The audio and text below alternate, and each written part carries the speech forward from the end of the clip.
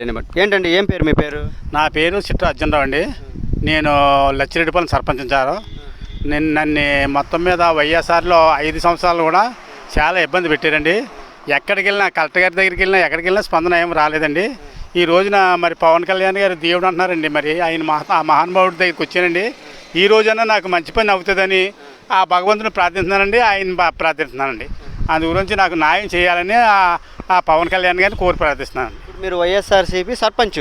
సర్పంచ్ అండి. నాకు న్యాయం ఏం జరగలేదండి. అంటే న్యాయం ఏంటి? ఎలాంటి న్యాయం కావాలి మీకు? అంటే ఏంటంటే అండి, నా భూమి కబ్జా చేస్తున్నారండి వేరే వాళ్ళు.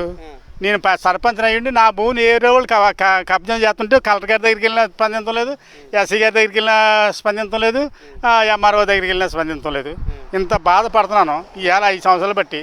మహానుభావుడు పవన్ కళ్యాణ్ గారు వచ్చారు, అందరూ అనుకుంటున్నారు, అన్నీ మా టీవీలో వస్తున్నాయి. మరి ఇక్కడన్నా న్యాయం జరుగుతుందని వచ్చానండి. అదండి. ఇప్పుడు ప్రభుత్వం మారి 2.5 నెలలు అవుతుంది.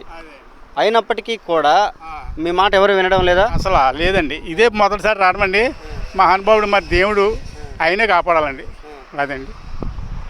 ఇంతకుముందు వైసీపీ ప్రభుత్వంలో అంటే పవన్ కళ్యాణ్ గారు వచ్చిన తర్వాత పవన్ కళ్యాణ్ గారి దగ్గరికి వచ్చారా? ఇంతకుముందు మీ ఎమ్మెల్యే గారు లేరా వైఎస్ఆర్సీపీ పార్టీలో? ఆ ఎమ్మెల్యే గారే కదండి నన్ను ఇంత పెట్టింది. వాళ్ళ పాత నాయకులు ఉంటారండి, నేను సర్పంచ్ అండి. ఆ పాత నాయకులకే పనిపించాడండి.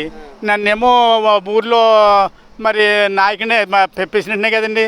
మరి ఆ ఊర్లో పనులు అవ్వకుండా వాళ్ళ దొంగ సంతకాలు చేయించేసుకుని వాళ్ళే తీసేసుకుంటున్నారండి న్యాయం. నన్ను ఏమంటున్నారంటే, మామూలు ఈ పని చేసి నువ్వు సంతకం పెట్టాలంటే నేను పెట్టనన్నానండి. పెట్టనంటే నా మీద రివర్స్ అవి ఎక్కడికి వెళ్ళి నా పని అవుతలేదండి. అంటే ఏ సంతకం పెట్టమన్నారు మిమ్మల్ని?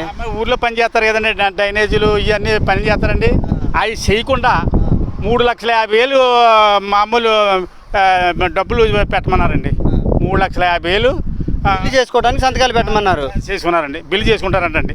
అది ఎంత దారుణం. రేపు పొద్దున్న నాకు ఎంక్వైరీకి వస్తే నేను ఏమైపోతానండి? న్యాయం ఉందండి. అదేమో ఎమ్మెల్యే గారితో చెప్పారు, పూర్ణచంద్రప్రసాద్ గారు, ఆయన ఏదైనా పక్కన పెట్టు మీరు చేయండి. అలాగే సంతకాలు లేకుండా కూడా దొంగ సంతకాలతో చేయించేసుకున్నారండి. ఇలా చేసుకుంటున్నారండి. ఇప్పుడన్నా న్యాయం జరుగుతుందని ఇంకా మాకు సంవత్సరంన్నర ఉందండి. ఇంకా ప్రజలకు న్యాయం చేయాలని నేను అనుకుంటున్నానండి. అనుకుంటుంటే మరి సార్ మరి మన ఎమ్మెల్యే గారు మరి దగ్గరికి వచ్చామండి. తర్వాత ఇక్కడ స్పందన ఏదో అవుతుందో చూద్దామని వచ్చామండి. పవన్ కళ్యాణ్ గారు చేస్తారని నా ఉద్దేశం. ఇక్కడ పవన్ కళ్యాణ్ గారు ప్రజల సమస్యలు విని వాటిని సాల్వ్ చేస్తున్నారని మీకు ఎవరు చెప్పారు? ఎలా తెలుసుకున్నారు? మొత్తం టీవీలో వచ్చేస్తున్నాయండి. మహానుభావుడు టీవీలో కనపడిపోతున్నాడు ఎక్కడ ఏది వచ్చినని. ఆ మహానుభావుడు ఎక్కడ చూసినా అన్యాయం జరగకుండా ఎవరినైనా వదిలిపెట్టనని చెప్తున్నాడండి.